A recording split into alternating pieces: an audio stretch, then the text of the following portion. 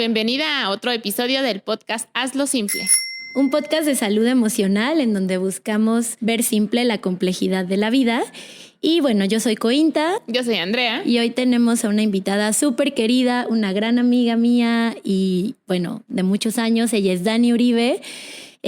No solo amiga, sino también compañera de trabajo, colaboradora. Hacemos equipo desde hace muchísimo tiempo. Y ella es psiquiatra de niños y de adolescentes. Así que, bueno, hoy vamos a platicar de muchas cosas. ¿Quisieras presentarte y contarnos un poquito de ti? Soy Daniela, soy psiquiatra de niños y adolescentes, formada en el Instituto Nacional de Psiquiatría. También soy psicoterapeuta sistémica y dialógica. Efectivamente, he trabajado con Cointa desde hace muchísimo tiempo y me encanta mi trabajo. Qué lindo.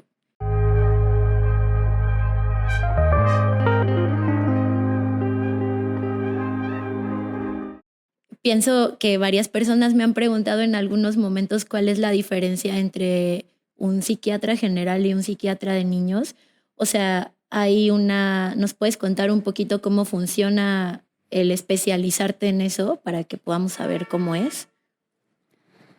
Pues digamos, como académicamente la diferencia es tú terminas medicina, haces la especialidad en psiquiatría y después tienes que hacer una especialidad en psiquiatría infantil y del adolescente. Entonces técnicamente hay otra especialidad. ¿Y por qué es importante que sea alguien dedicado a esto? Porque pues cuando estamos hablando de cerebros de niños y adolescentes y sabemos que el neurodesarrollo tiene una etapa de casi 25 años, entonces la formación en qué debería estar ocurriendo a cada edad o qué cosas son normales en la mente de un niño de 3 años son diferentes a las de un niño de 15 y por supuesto que no tienen nada que ver los procesos mentales de una persona de 30. Entonces, por eso creo que vale la pena que un niño sea visto por un paido.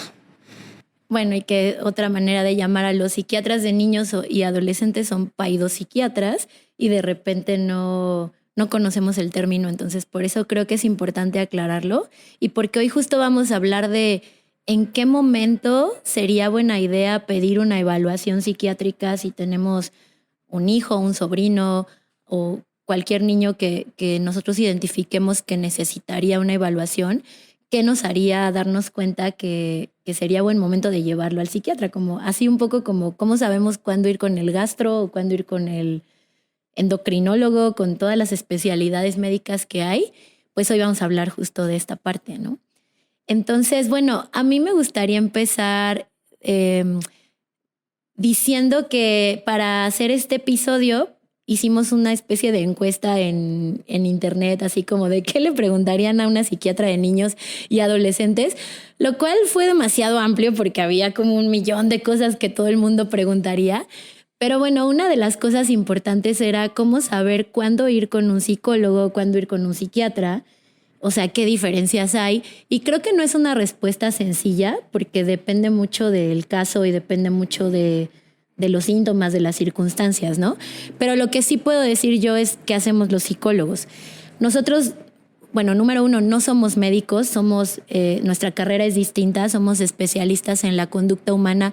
Los psicólogos terapeutas que nos dedicamos a dar terapia, porque bueno, psicología es una carrera muy amplia y puedes estudiar psicología pero trabajar en una empresa haciendo cuestiones de recursos humanos, no sé, pero como terapeuta, lo que hacemos los terapeutas pues es analizar la conducta humana, acompañar a las personas, en este caso niños y adolescentes, en el proceso de entender su propia conducta, sus emociones, sus pensamientos y ayudarlos a modificar lo que necesiten modificar para mejorar su calidad de vida. Entonces, bueno, generalmente es lo más común que siento yo que nos busquen a veces primero a nosotros, como el niño está teniendo un problema y vamos a llevarlo al psicólogo, pero en ocasiones también considero que sería buena idea buscar primero a un psiquiatra de niños y adolescentes, ¿no? ¿Tú cómo podrías... Bueno, ¿qué podrías decirnos de qué es lo que hace un psiquiatra, una psiquiatra de niños y adolescentes? Pues mira, somos médicos. Entonces, lo que nosotros nos dedicamos a hacer es detectar si existe o no una patología mental en las características de conducta emocionales o de cómo se está desarrollando el chico. Eso es lo que nosotros hacemos. Justo en este tema, yo tengo una postura que creo que para mí es como importante comentar, ¿no? Y es que muchas veces, no sé si lo escuchan en las consultas, pero llegan diciendo es que yo no creo que esté tan mal como para venir al psiquiatra. Lo cual no pasa en ninguna otra especialidad. O sea, si a ti te duele la panza, tal vez solo has tenido gastritis ayer o tal vez solo estés crudo o lo que sea. Y de todos modos no te da pena ir al gastro, ¿no? No es como, ay, no creo que esté tan mal como hasta para ir está al bien gastro. visto, ¿no? Como, Ajá. ay, qué preventivo. Ay, qué bien Sí. que se atiende. Ajá. Entonces creo que el tema es, existe mucho estigma en relación a que nosotros solo nos dedicamos a ver la locura y que la locura es lo que se ve en el cine y en la televisión y en las telenovelas y entonces todo lo que no cuadra ahí no es psiquiátrico. Y creo que ese es el principal problema en la detección temprana de las situaciones mentales. Entonces, yo sí tengo como una postura que tiene más que ver con cómo se hace en otros lugares del mundo, en donde a nadie le da pena ir al psiquiatra porque es un especialista más, ¿no? Y si es un psiquiatra que sabe hacer lo que hace, pues puede decirte esto no es mental, tal, o sea, tal vez bueno, sí es mental, pero tal vez no es psiquiátrico y tal vez te convendría más este tipo de psicoterapia, porque hay psicoterapias específicas para cada cosa, ¿no? Porque eso también es importante. O sea, una cosa es una psicóloga como Coinda o como Andre y otra cosa es una psicóloga que no se ha especializado en dar psicoterapia o en niños o en adolescentes. Entonces creo que vale la pena checar las credenciales de todos antes de decidir, estoy como para el psicólogo. Pues sí, pero ¿qué psicólogo? ¿No? O estoy para el psiquiatra, ok. ¿Qué psiquiatra? Y entonces creo que eso vale la pena que se exponga el día de hoy. Somos especialistas como cualquier gastro, como cualquier derma, y así como un derma puede ver un granito o un lunar y también un cáncer de la piel, nosotros podemos ver una ansiedadcita, una depresioncita o una psicosis, ¿no? Claro. Y no hay que llegar ahí para decir, estoy para el psiquiatra. Respecto a esto que estás comentando, Dani, yo creo que tú has tenido una gran experiencia, sobre todo al ser psiquiatra en niños con los papás, porque muchos papás como que siento que sí pasa ay, no, está muy chiquito para llevarlo, o como que aún siento que hay mucho estigma, inclusive con los papás de mis propios pacientes, con los cuales a veces tengo que hacer labor de convencimiento de 5 meses de, por favor, busquen la cita en el psiquiatra, y ya la buscaron, y es como, no, pero es que tiene 5 años y no le quiero dar nada, tiene 8 años y no le quiero dar nada, ¿no? Yo creo, al menos desde este lado psicológico, que sigue habiendo mucho estigma de parte de los papás, pero como tú bien dices, no pasa. Si a su hijo les duele el estómago, corren a darle todos los medicamentos porque no quieren que sufra, ¿no? Entonces, eso me parece como a veces muy contradictorio y todavía muy estigmatizante respecto a la psiquiatría infantil. ¿Sabes qué cosa se me hace a mí muy curiosa? De pronto es como, fui con el neurólogo, ¿no? Pacientes niños o pacientes adultos. Ajá. Y entonces el neurólogo los llenó de una gran cantidad de fármacos psiquiátricos que ellos no saben ni que son psiquiátricos, pero está bien porque el neurólogo se los dio, ¿no? Y tú a veces quieres meter medio fármaco psiquiátrico y es lo mismo, ¿no? O a veces es como, y el gastro me dijo que tomara este antidepresivo para mi colitis, ¿no? Y entonces el gastro sí te puede recetar algo psiquiátrico porque es el gastro, pero no te atrevas tú a recetar un tratamiento, ¿no? Incluso yo en mi manera de ver la práctica clínica, yo ya sé que va a existir este estigma. O sea, ustedes me los mandan, me avisan, van a pasar 6 meses antes de que llegue este chiquito y luego cuando llegue conmigo van a pasar al menos 2 meses antes de que ellos estén de acuerdo y tienes que hacer mucho trabajo de psicoeducar y tienes que hacer mucho trabajo de esto es el fármaco, sirve para esto, tal, ¿no?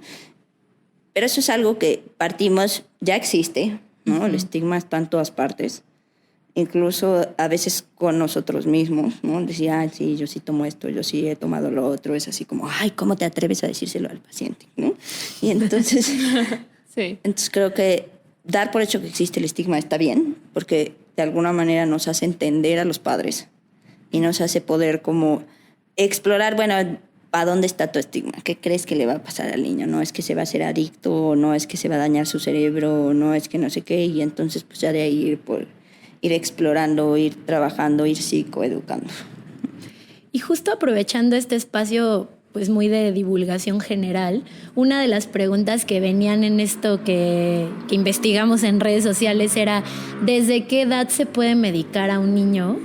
Y un poco, o sea, uno de los miedos más grandes de los papás que vemos todos los días en la clínica nosotros es ¿él se podrá ser adicto a los medicamentos psiquiátricos? ¿Qué podrías decirnos tú de esto? Sé que lo escuchas todo el tiempo, pero ¿qué nos podrías compartir en general? Pues mira, si hablamos de medicar a un niño, a veces en cuestiones prenatales estás medicando a un niño desde que le estás pasando vitaminas a la placenta y todo lo demás. A veces un niño nace en la UCIN y tiene ya que usar cosas para no convulsionar, entonces ya está medicado desde neonato, ¿no? Pero es lo que te decía, hay una particularidad de, es un fármaco psiquiátrico, como si por ser un fármaco psiquiátrico no tuviera que tener todos los ensayos clínicos, todos los metaanálisis, todas las cosas que tienen que pasar con otros fármacos. O a veces les digo, ya son fármacos neurológicos, psiquiátricos, los que le están dando a los niños en la UCIN, y de todos modos están diciendo, como se lo da el pediatra, no hay tema, ¿no? Sí. Entonces, cada fármaco psiquiátrico tiene indicaciones diferentes. Cada fármaco psiquiátrico tiene guías de práctica clínica diferentes. Entonces, muchas veces dices, es que mi abuelita se hizo adicta al clonazepam. Pues sí, ¿no? El clonazepam causa adicción. Sí, lo das por cierto tiempo y en ciertas características y lo sueltas como lo sueltan los médicos de algunas especialidades, ¿no? Pero eso no quiere decir que todos los fármacos psiquiátricos funcionen igual. Es lo que te decía si pensamos en derma. O sea, no es lo mismo la crema que yo me pongo como bloqueador solar que lo que sea que le den al melanoma, ¿no? Pero aquí pensamos psiquiátrico es todo igual. Todo es adictivo, todo va a meterse a mi cerebro y entonces todo me va a hacer daño. Pero la valeriana sí es natural, digo, también se mete a mi cerebro, pero esa seguro no me hace nada, ¿no? Entonces te digo, son cosas como de muchas ideas estigmatizadas. Entonces, ¿desde cuándo medicar a un niño? Pues depende de los fármacos. Hay fármacos que están aprobados como antiepilépticos desde el principio de los tiempos. Hay fármacos que no están aprobados de uso en niños y adolescentes. Hay fármacos que están contraindicados. Hay fármacos que al revés ayudan, ¿no? Y por eso es, bueno, la idea del PAIDO, ¿no? Porque el PAIDO tuvo que haber estudiado esos temas y tiene que estarse actualizando en eso. Claro. Ahora, híjole, es que es todo un tema, pero pensando un poquito en que las personas que contestaron esta súper encuesta que hicimos, la mayoría son mamás, gente que tiene niños, que tiene hijos, ¿no? Vamos a pensar en los que tienen hijos muy chiquitos, como en esta etapa preescolar. ¿Qué podría ser un foco rojo, un foco de alerta que nos pudiera hacer pensar en es momento de llamar a un paidopsiquiatra, de llevar a mi hijo a una evaluación, a mi hija? Sobre todo en esta edad, cuando son tan chiquititos, ¿no? Porque muchas veces ya llegan con nosotros pues más grandes y a veces hay como incluso hasta el regaño de algunos especialistas que jamás está bien, pero como el de desde chiquito lo debieron haber llevado, debió haber ido, y por qué no lo detectaron a tiempo. Entonces, ¿cuáles son las principales cuestiones psiquiátricas que llegan contigo en estas edades preescolares y que debería llamarnos la atención como que ya no es normal y que deberíamos buscar ayuda? Mira, antes de contestarte eso, yo creo que me gustaría hablar un poco de cuál es la importancia de la etapa preescolar en el momento del desarrollo, ¿no? Porque creo que ahí es donde radica un poco lo que nosotros vemos en etapa preescolar. Entonces, los primeros 5 años de vida es una etapa de proliferación neuronal impresionante, ¿no? ¿Qué quiere decir proliferación? Crece. Ya me hicieron cara que eso no está probado. Entonces, hay mucha reproducción y mucho crecimiento de las neuronas. Es una etapa en la que el neurodesarrollo ocurre a gran velocidad y entonces el neurodesarrollo es como escalonado, ¿no? Es decir, un bebé va a aprender primero a levantar la cabeza Y luego de levantar la cabeza tal vez va a aprender a hacer esto, ¿no? Y entonces ya cuando aprenda a hacer esto tal vez tenga las fuerzas de levantarse. Y entonces todas estas cosas ocurren de manera uno por uno, ¿no? Entonces las cosas que llegamos a ver en los preescolares, que cuando estamos hablando de preescolares, que es la pregunta de Coy, estamos hablando de los niños del kinder, muchas veces tienen que ver con temas del desarrollo. ¿Qué es lo que pasa normalmente? Un niño, por ejemplo, tiene que decir una N cantidad de palabras para los 3 años. Tiene que hablar fluido para tal edad. Y como esto es lo que a nosotros nos forman y a lo que nosotros nos enseñan, pues nosotros sabemos, este se está atrasando en esto. Pero a veces escuchas justo en los otros especialistas así como, tienes 5 años para hablar, no te preocupes. Sí, pero son justo esos 5 años en donde ese cerebro está reproduciéndose y reproduciéndose y reproduciéndose. Y si hay algo que no se ha alcanzado en su momento, es el mejor momento para hacer una intervención. Esa intervención va a salir mucho más barata, va a salir mucho más fácil y efectiva a la larga. Entonces, ¿qué cosas vemos en los preescolares? Podemos ver temas de aprendizaje, de temas de neurodesarrollo, lenguaje,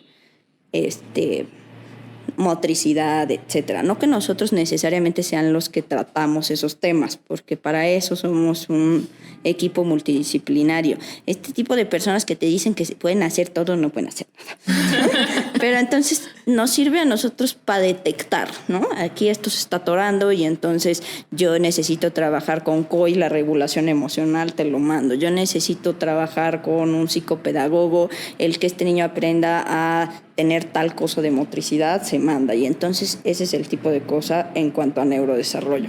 Que también neurodesarrollo tiene un área importante en la emoción, ¿no?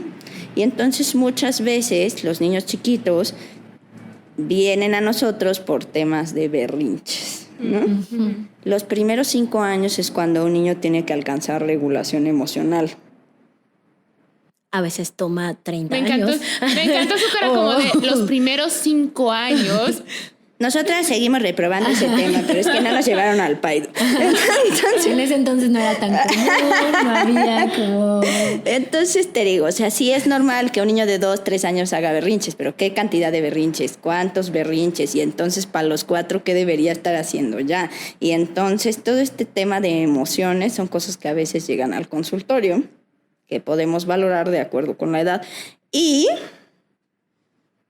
ahí empieza el tema que creo que es como lo más frecuente en la vida de nuestra práctica clínica, que es la irritabilidad. Porque la irritabilidad creo que es como el síntoma, irritabilidad, o sea, personas que se enojan de mecha corta, niños mecha corta, ¿no?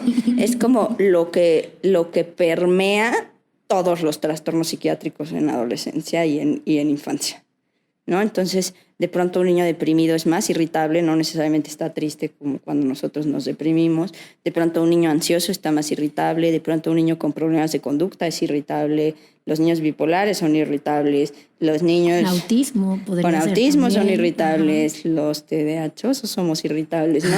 Entonces ahí hay como una situación de irritabilidad. Ese es como, si vamos a hablar como grupo por grupo, irritabilidad siempre está ahí, padecimiento por padecimiento, irritabilidad siempre está ahí, es como el arte del Paido ver como de qué se trata. Pero, entonces yo diría cosas de neurodesarrollo, irritabilidad, temas, por ejemplo, de autismo, sería ideal que llegaran a esta edad, ¿no? Generalmente se tardan como 10 años en aceptar que hay un tema por ahí, pero si los logramos encontrar a esta edad, es el mejor momento para empezar a rehabilitar. Porque justo el neurodesarrollo tiene ventanas. Entonces, como les decía que hay ahí algo escalonado, es así como los primeros, ¿qué te gusta? 2 años de tu vida son los mejores para obtener caminar. Después de eso ya va a ser más complicado y te vas a ver torpe en tacones. Los primeros tantos meses de tu vida es donde obtienes el apego. Los primeros 5 años de tu vida son los mejores para hablar. Y si le haces caso a tu pediatra y dices, dale 5 años, después el año 6º va a ser mucho más difícil de rehabilitar. Y entonces por eso creo que es muy importante el estar, digamos, si eres un papá de un preescolar, más o menos al día con que es como lo normal en los hitos del desarrollo, y ya sea que sea con nosotros o a través de una neuropsicóloga infantil, de vez en cuando ir a visitar a alguien y decir todo va bien. Solo por si acaso no. Y sea barato y a tiempo hacer una intervención. Yo tengo una pregunta ahorita que estamos hablando de que sea barato y a tiempo.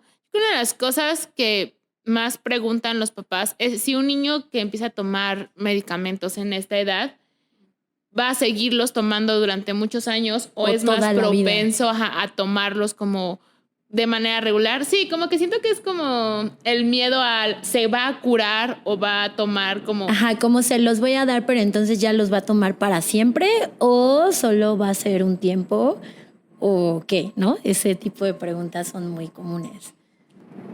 De nuevo regresamos a... Hay enfermedades diferentes, hay situaciones diferentes, hay cosas diferentes, ¿no? Entonces, hay cosas que tienen ensayos clínicos de, te voy a tratar un año. Hay cosas que tal vez son más crónicas, ¿no? Y justo aquí la idea que normalmente yo veo con los papás es que si tú tienes que usar un medicamento por el resto de tu vida, si es psiquiátrico... Es horrible. No. Eres adicto y eres dependiente del fármaco. Ajá. ¿No? Y aquí voy a usar un quote de uno de mis maestros de psiquiatría infantil, que él decía, si tú piensas en medicina, realmente la mayoría de las cosas son crónicas. ¿Qué cosas se quitan? Lo quirúrgico, por eso los cirujanos creen que son dioses, lo infectológico y eso algunas cosas. Y la verdad es que la mayoría de las otras cosas uno va controlándolas, ¿no? Entonces, tú tienes artritis, tomas tu medicamento para la artritis. Tú tienes diabetes, tomas tu medicamento para la diabetes. Tienes también tu dieta o todo lo específico, ¿no? Eso no quiere decir que todos los niños, para empezar, no todos los niños en mi consultorio están medicados, te consta. Sí, me consta y a veces yo soy la que te digo, Dani, ¿en serio no? Tantito, nada más media dosis, pero ayúdanos. Y tú, Una semana.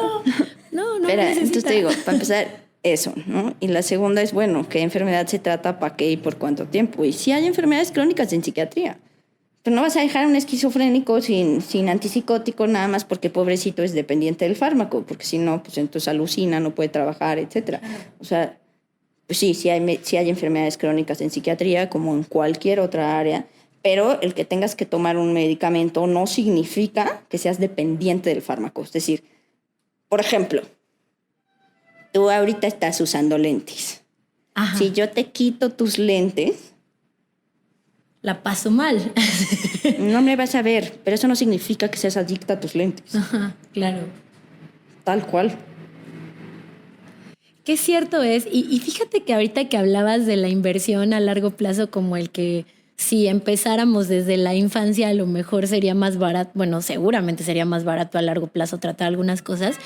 Yo tengo una historia personal de que cuando era chiquita, mi mamá me llevó con una psiquiatra porque yo tenía ansiedad de separación, tenía problemas para separarme de mi mamá y lloraba mucho y hacía berrinches, entre otros temas de regulación emocional. El punto es que la psiquiatra... Que no desarrollaste los... Que no he desarrollado aún. El punto es que la psiquiatra me mandó sertralina en su momento, ¿no? Hace un rato. Y entonces mi mamá, que además mi mamá es médico... Perdón, mamá, te estoy ventilando. Pues en ese entonces, si ahora está estigmatizado, hace 30 y tantos años estaba muchísimo más estigmatizado. Y entonces ella dijo, no, pero es que ¿cómo voy a medicar a mi hija? Mejor voy a intentar otras cosas. Y finalmente hoy ya lo platicamos riéndonos y todo, pero dentro de esa risa es como, pues yo sí tuve que tener un largo camino de distintos tratamientos psicológicos, psiquiátricos a lo largo del crecimiento, ya como adolescente, adulta, que creo que hubieran sido distintos si yo hubiera tenido ese tratamiento en mi infancia, ¿no? Me lo hubiera hecho mucho más fácil porque yo sí sufría temas de ansiedad importantes cuando era muy chiquita. Entonces hoy me dice, ay, cómo me hubiera encantado darte el tratamiento, hoy que veo las cosas de manera distinta. O sea, hubiera sido muy bueno que te lo diera y te hubieras evitado mucho sufrimiento, ¿no? Entonces creo que es cierto, es más barato, te ahorra sufrimiento y no arrastras todos estos temas a la vida adulta? No, por ejemplo, en mi caso es un poco al revés, ¿no? O sea, yo tengo el TDA de los más horribles que posiblemente tú hayas visto y conocido en tu vida, y los míos también, ¿no? Y desde muy chiquita, como tuve un abuelo que era neurocirujano, y dije, esta niña tiene algo, ¿no? Y entonces a mí me diagnosticaron a tiempo. Y yo pude saber que tenía eso desde el principio de los tiempos. Y entonces yo comparo mis experiencias actuales de una mujer de 37 años que se conoce con eso, que terminó medicina y 2 especialidades, y puedo comparar mi autoestima hacia ese tema, no hacia todos los demás, ¿no? Pero hacia ese tema con pacientes que están recibiendo el diagnóstico a los 20, a los 30, después de 20 y 30 años de creer que son tontos, de creer que son tienen, flojos, que no tienen buena conducta, que no le echan ganas, o los papás que no tienen suficientes límites o tal. Para mí es totalmente diferente, y para mí a veces es hasta un chistecito. Sí, sí. ¿Y no eres adicta a tu medicamento? No, por supuesto que no.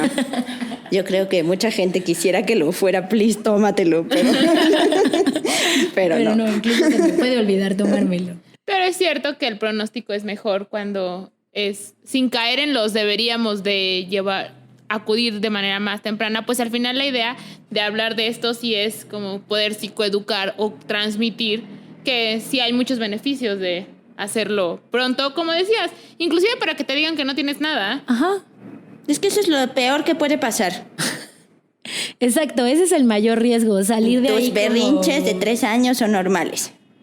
Nos vemos en 1 año.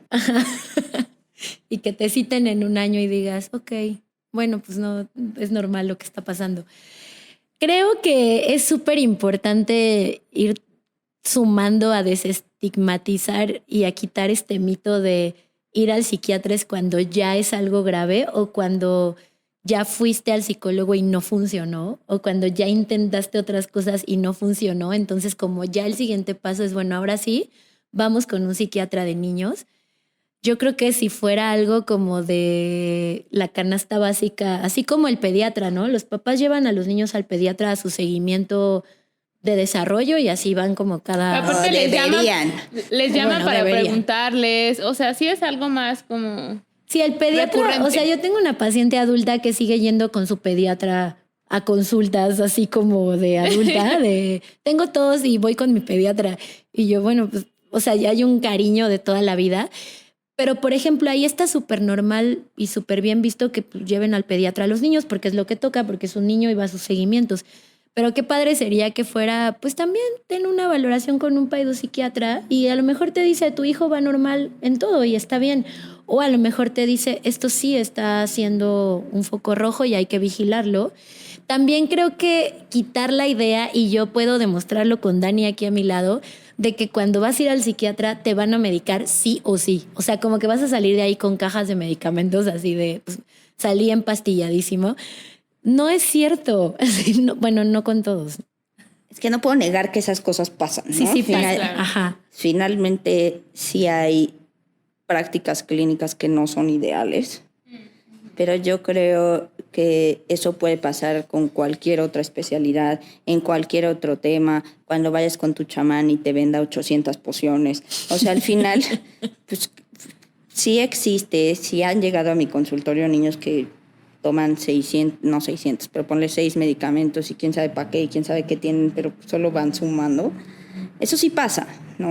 Uh-huh. Que igual no es lo ideal. Y hay personas que tal vez su esquizofrenia, su TOC, su bipotoc esquizofrenia necesita 6 medicamentos, ¿no?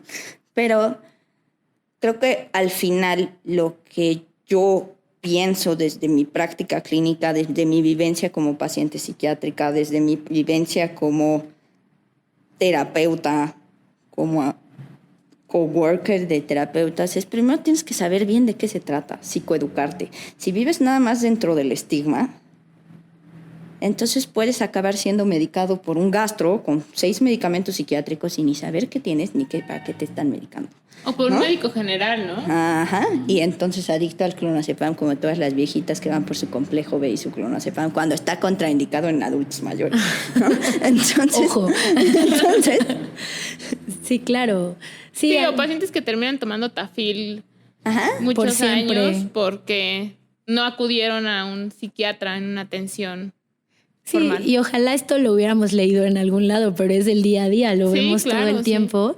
O también como dices, que a los niños les dan de repente tés o valeriana o temas como naturistas, pensando que eso es menos grave o menos peligroso que darle un medicamento psiquiátrico, cuando al final los medicamentos están hechos, pues también vienen de químicos, de plantas, o sea, no salen de la nada, ¿no? Solamente que los medicamentos sí han pasado por todo un proceso de evaluación ¡Exacto! clínica en donde han visto que esto no daña.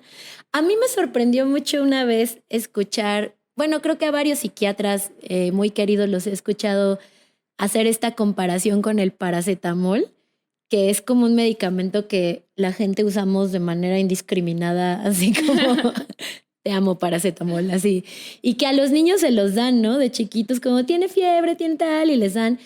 Y que pues sí, claro, que si lees en los efectos secundarios, como cualquier medicamento, pues puede tener daño, o sea, ahí aparece, ¿no? Que si en el riñón, que si en el hígado, no sé Deja qué. de hacer el estigma al paracetamol. Estoy estigmatizando el paracetamol. Pero bueno, el punto de esto es que decían los psiquiatras que he escuchado decir esto como ahí ni siquiera lees eso en la caja, ni siquiera lo piensas, no solo te lo tomas y ya. Para mí es un tema peor. Todos los medicamentos tienen efectos adversos. Sí, todos. ¿No? Porque en realidad todo lo que comes, tomas, etcétera, tiene efectos adversos. ¿No? Hay gente que comer queso le da flatulencias. Ajá. Y eso no significa que sea un químico terrible para el resto de la humanidad, ¿no? Punto. Entonces, sí, por supuesto que como es una cuestión médica, como es una cuestión de seguridad, como es una cuestión tal, que ha sido estudiada, que tal, y está regulada, entonces tiene que tener todas esas cosas de te puede causar picor en la ceja, ¿no? Pero luego es muy impresionante cómo las personas prefieren comprar cosas que dicen esto es responsabilidad de quien lo toma. No es responsabilidad de la farmacéutica, no es responsabilidad del médico. Tú no puedes demandar a nadie, pero es natural. Es natural. Pero es bajo tu propio riesgo. ¿O qué tal ahora con que la marihuana sirve para todo y es natural? Eso también se mete a tu cerebro, también daña tu cognición. O más, es más, no quiero decir también, quítenlo también. Daña tu cognición, tal, tiene efectos comprobados, pero todo el mundo prefiere dormir con CBD. Que ir al psiquiatra y decir... O que hacer higiene de sueño, ¿no? Que hacer, claro. Yo tengo una pregunta, por ejemplo, a mí sí me ha tocado y sigo sin entenderlo que haya pacientes que dicen como, ay, es que la psicóloga me dijo que me tomara tal cosa, ¿no? Cuando eso sí. siento que empiezo a... Ay, Dios mío. Sí, empiezo a Me da sentir algo. como que algo me angustia.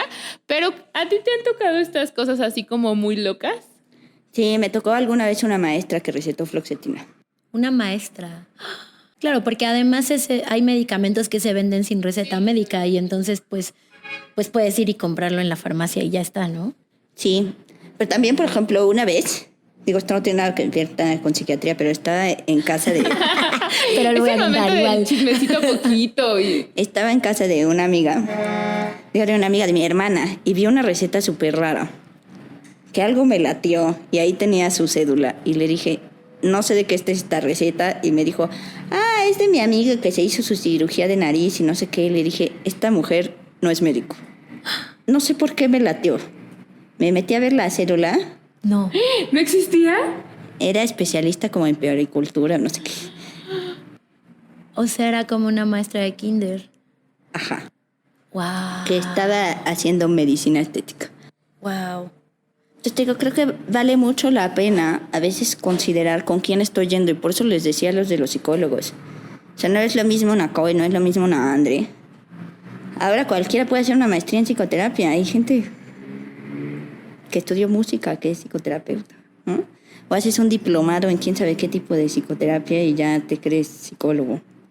Y luego, y es lo que les decía, o sea, hay psicoterapias específicas para cada cosa. Sí, como también psiquiatras de niños y adolescentes que se especializan a veces o que tienen más experiencia o más simplemente afinidad o gusto por a lo mejor ciertas patologías o ciertas edades, ¿no? A lo mejor psiquiatras que trabajan súper bien con adolescentes y psiquiatras que les encanta trabajar con preescolares o con temas de esquizofrenia, no lo sé. Pero creo que sí es importante informarse en ese sentido. O esta parte como, el psicólogo me dijo que me los dejara de tomar y ya un día no me los tomé, claro, ¿no? Como seguir un consejo. Ahora, avanzando un poquito, ya que hablamos de la etapa preescolar, vamos ahora a movernos un poco hacia la etapa escolar, ¿no? ¿Qué pasa cuando ya estamos en la edad como de primaria? ¿Qué pensamos ahí como de los 6 a los 12 más o menos? ¿Qué cosas empiezan a suceder ahí importantes, como nos contaste de la etapa preescolar, que es como esta etapa de oro? Pero luego esta etapa pues también tiene sus cosas importantes, ¿no? ¿Qué cosas pasan en ese proceso y qué deberíamos observar? Pues mira, de los 6 a los 12 es justo la edad de las operaciones, ¿no? Entonces, lo que más llega a la consulta tiene que ver con hiperactividad, inatención, temas de aprendizaje, porque es cuando estás en la primaria. Y entonces es cuando ya tienes que mantenerte sentado 5 horas y es cuando se empiezan a notar los hiperactivos o cuando a los niños que tienen problemas de aprendizaje no están logrando hacer bien bonita su letra B y la están confundiendo con la letra D y todas estas cosas. Entonces esto puede ser como un motivo de consulta a veces, porque a veces solo van con la psicóloga de la esquina o tal, y entonces, bueno. Entonces es cuando empiezan a notarse más los temas de trastornos del neurodesarrollo. De nuevo, otra vez, la irritabilidad puede ser un factor de consulta. Aquí puede ya haber como mucho más claro los síntomas afectivos que tienen que ver con ansiedad, depresión, ansiedad por separación, fobias escolares, trastornos de pánico. Ya puede tener síntomas, en realidad siempre puedes tener síntomas afectivos, ¿no? Pero bueno, llegan. También, pues, los casos de las conductas externalizadas en relación a que los berrinches ya están fuera de lo normal y entonces ya tienes desafiantes o ya tienes niños que no están como siguiendo reglas, etcétera, ¿no? Entonces aquí es donde ya se vuelve más variada generalmente nuestra población. Yo tengo una duda, ahorita que está hablando de los escolares y la parte hormonal, como de lo que decíamos que a veces hay irritabilidad y los papás de los adolescentes prefieren como llevarlos con un ginecólogo o con un pediatra por como es como, ay, está de mal humor porque ya le llegó su periodo, y no con un psiquiatra porque puede ser algo más de fondo afectivo. Es que aquí hay una cosa bien chistosa que es la gente supone que sabe de desarrollo, ¿no? Entonces, y pasa en general. O sea, tú escuchas de pronto a los papás decidir entre si van o no al psiquiatra y te dicen, es que es un niño. Ok, pero ¿quién dice que un niño puede estar haciendo 600 berrinches al día y es normal, ¿no? Ajá. O entonces los adolescentes están irritables. Es que es la adolescencia. Incluso papás mismos te dicen, ay, es que está muy adolescente. Bueno, ¿qué significa estar muy adolescente? Sí es cierto que durante la adolescencia o la pubertad tu cerebro se va a bañar de hormonas y eso te va a dar unos cambios emocionales padrísimos, sobre todo si tienes estrógenos, pero eso no significa que el estar permanentemente en este estado es normal, ¿no? Entonces, sí vale la pena explorar el lado emocional, porque justo el lado emocional adaptativo en la adolescencia es huge, ¿no? Y entonces es cuando empiezan, pues justo la psiconeuroendocrinología, a hacer mucho más notorio cuestiones depresivas, a hacer mucho más notorio problemas de conducta, y entonces vale la pena preguntarnos si es normal o yo estoy asumiendo que esto es ser adolescente y de dónde lo saqué, qué libro leí de adolescencia para decir que esto es adolescencia. Y un poco creo que esta pregunta de qué es normal y qué no es una pregunta difícil hoy en día, y tal vez lo ha sido siempre porque también tenemos que enfocar, que poner esto en el contexto en el que estamos viviendo hoy, ¿no? Por ejemplo, ¿qué cosas eran normales en la pandemia? A lo mejor son distintas a las que son... Nada era normal en la pandemia.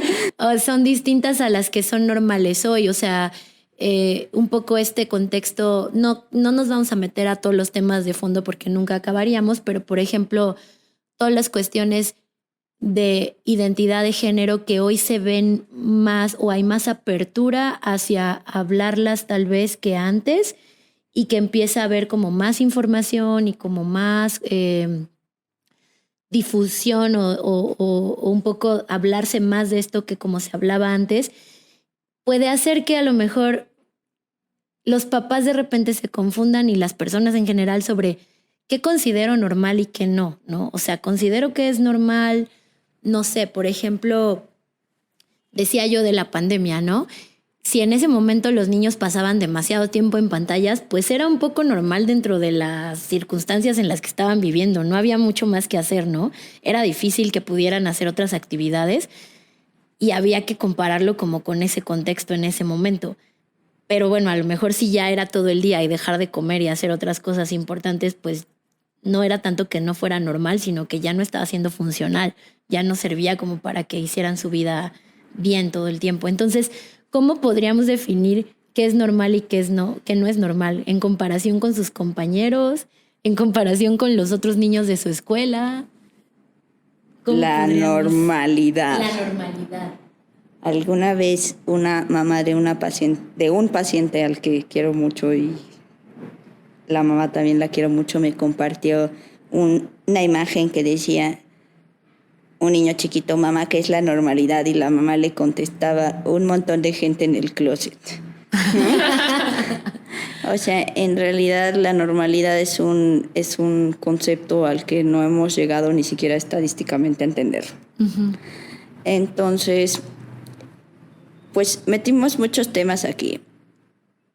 ¿Qué es normal en la actualidad? Pues que exista la tecnología. La tecnología se está comiendo al universo, las generaciones no son iguales ahora que como fuimos ahora, y entonces eso mete muchos temas de los que muchos papás tienen dudas. De hecho, me han pagado por hacer pláticas de eso en escuelas, que si quieren podemos hacer luego una, ¿no? Y luego también están pasando cosas en nuestro cerebro que siempre han pasado, ¿no? Solo hay más difusión y probablemente eso tenga que ver con los medios, sí, probablemente tenga que ver que somos una sociedad más abierta también, ¿no? Ahora, la orientación sexual siempre ha existido, siempre ha sido un espectro en nuestro cerebro, igual que ser diestro o zurdo. Y la identidad de género también, ¿no? Ahora hay más apertura, ahora se habla más y por supuesto eso también tiene temas de desarrollo, ¿no? O sea, porque también se va formando en nuestro cerebro. Entonces, son temas como complejos, que valdría la pena como abordar más a fondo, no quiero decir como algo muy determinante, pero te digo, muchas veces llegan papás así a los 8, a los 9 años, preocupados porque su hija quiere jugar fútbol, ¿no? O porque su hijo dijo que tal vez es trans, y pues todo, al menos hablando de psiquiatría infantil, todo tiene ciertas características de acuerdo al desarrollo de la situación específica que estés hablando. El desarrollo de la orientación sexual, el desarrollo de la identidad de género, el desarrollo del gusto del rol de género. ¿Mm? Entonces yo no sé si más que hablar de normalidad y de decir, esto ya no es normal, entonces vamos a buscar una consulta con un psiquiatra, pensar más bien en qué tanto malestar le está ocasionando al niño o al adolescente cualquier circunstancia que esté viviendo en su vida, y validar eso, ¿no? Independientemente de que pareciera que es normal y de que no habría que preocuparse, pero si le está generando malestar y si a la familia también le está generando malestar o está causándole que no funcione como debería en la escuela o en la casa, en distintos ambientes, en una fiesta infantil, no sé, en una reunión, no pueda convivir, se sienta muy incómodo. Como que todas estas cosas nos ayudarían a ver que probablemente necesita ayuda y que podemos pedir una evaluación de esto, ¿no? Mira, justo en psiquiatría, creo que vale la pena que regresemos, ¿no? La psiquiatría es lo que trata las enfermedades mentales, ¿no? Entonces, la psiquiatría no tiene un tema ni con la orientación sexual ni con la identidad de género, así como no tiene un tema con qué mano escribes. Entonces, no es un tema psiquiátrico.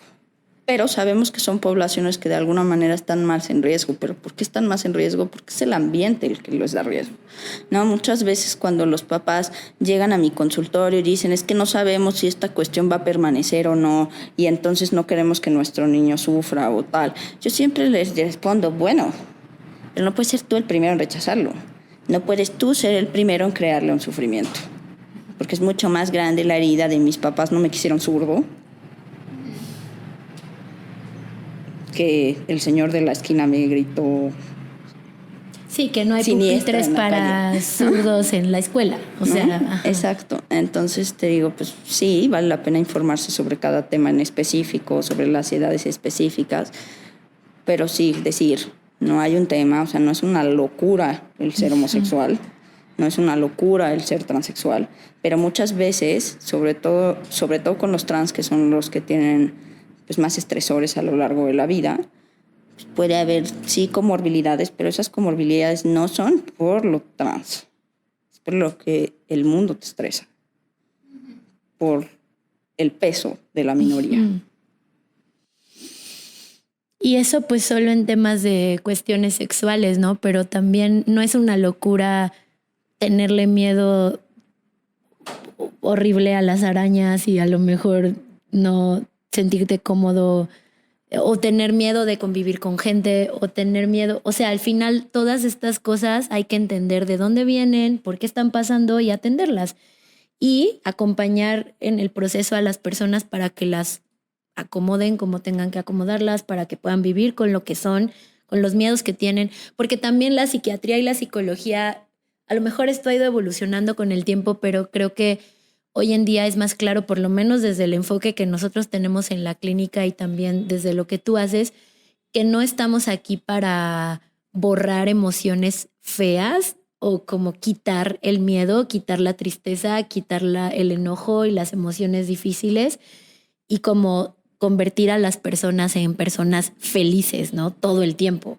Esa no es la idea ni el objetivo. El objetivo es que la persona pueda entenderse y aceptarse como es y que pueda vivir pues con menor sufrimiento y menor lucha consigo misma o consigo mismo desde que tiene 2 años o a sus 15 o incluso pues en la vida adulta. Pero bueno, hoy estamos hablando de los niños y qué mejor que poderles enseñar eso desde pequeñitos, ¿no? Exacto, alcanzar el máximo potencial que trae tu material biológico, que trae tu neurodesarrollo, que trae tus cuestiones ambientales, ¿no? Que tú puedas funcionar lo mejor posible, que no significa que vas a ser feliz todo el tiempo, porque eso es imposible, ¿no? Y justo claro.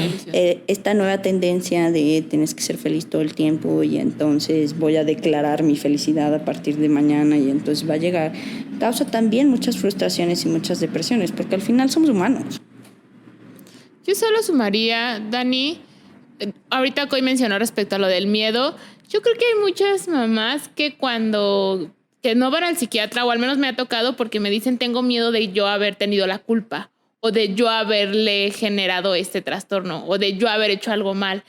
Y eso siento que algo que el informarse o el acercarse podría ayudar como también a minimizar muchísimo esta sensación como de responsabilidad o culpa, sobre todo en la edad como de la infancia. ¿Sabes? Yo creo que las únicas personas que no hemos traumado a nuestros hijos somos las que no tenemos hijos. En realidad creo que esto es un peso muy grande en la vida de los papás. No creo, o sea, por ejemplo, en mi rollo sistémico, que es el tipo de psicoterapia que damos, nosotros partimos de que los papás tienen sus mejores intenciones siempre, ¿no? A veces hay cosas que se podrían corregir, que se podrían hacer mejor, que se dice muy fácil desde nuestro lado, pero eso no significa que las cuestiones psiquiátricas tengan como tal una causa específica en lo que hacen los papás, ¿no? Algunas cosas pueden ayudar más o ayudar menos a que permanezca un síntoma, pero eso no significa que la causa sean los papás. Ahora que nosotros tenemos heridas de nuestros padres, sí la tenemos, pero también tenemos cosas maravillosas que nos han dado nuestros padres, ¿no? Y creo que las personas que hemos ido a terapia estamos en perfecta paz con nuestros padres. Y creo que vale la pena el que ellos se perciban así, ¿no? No es un error de pronto regañar de más a tu hijo. No es un error de pronto de regañarlo de menos. Estás haciendo lo que puedes, ¿no?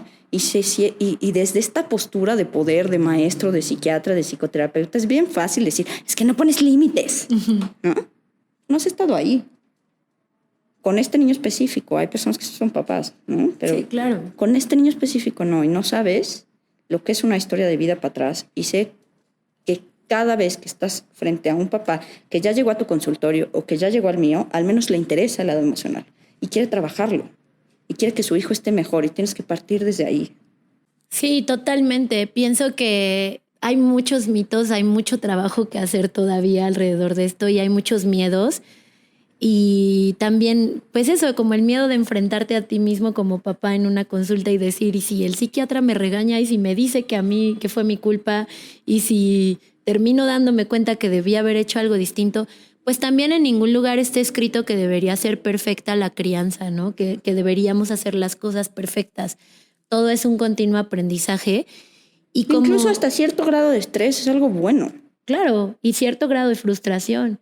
Y creo que como hemos dicho en otros episodios, el otro día que hicimos un episodio con una maestra de preescolar, ella nos decía es que al final lo que nosotros quisiéramos es hacer equipo con los papás.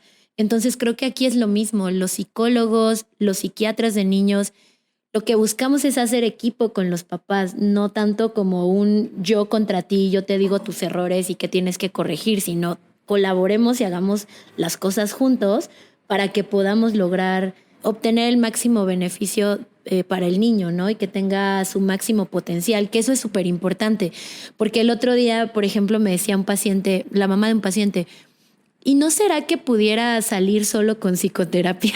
Un poco como, ¿y si solo le damos terapia y a ver si con eso ya se logra?